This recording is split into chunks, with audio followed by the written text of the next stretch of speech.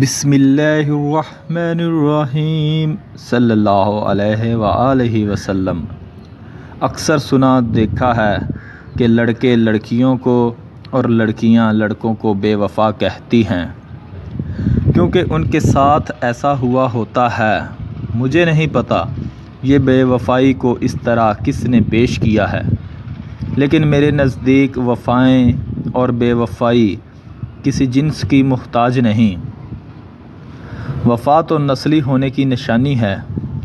وفا تو آپ کے خون میں ہوتی ہے۔ وفا کوئی معمولی بات تو نہیں، یہ تو آگ پر چلنے کے مترادف ہے، کیونکہ وفادار رہنا یہ کوئی کھیل تو نہیں۔ اس میں تو آپ کی ایمانداری کا پتہ چلتا ہے کہ آپ کتنے سچے اور کتنے منافق ہیں۔ وفاداری ہر کسی کے بس کی بات نہیں۔ یہ کربلا میں موجود 72 تن کی میراث ہے۔ یہ ہر کسی کے نصیب میں کبھی نہیں آ سکتی۔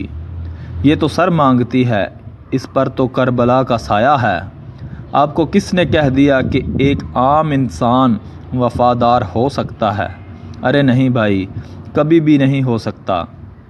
میرے خیال میں تو وفادار وہی ہوتے ہیں جن کے ایمان مضبوط ہوتے ہیں اور وہ اپنی کہی گئی بات سے کبھی پیچھے نہیں ہٹتے، چاہے ان کو اس کے بدلے میں اپنا سر ہی کیوں نہ کٹانا پڑے۔ اس لیے کبھی بھی منافق بندے سے وفاداری کی امید ہرگز نہ رکھیں، اور اگر جاننا چاہتے ہیں کہ منافق کون ہے تو اس کی ایک نشانی یہ بھی ہے کہ وہ اپنے وعدوں کا پاسدار نہیں ہوتا، اور بے وفائی بھی تو اس کا ہی ایک نام ہے۔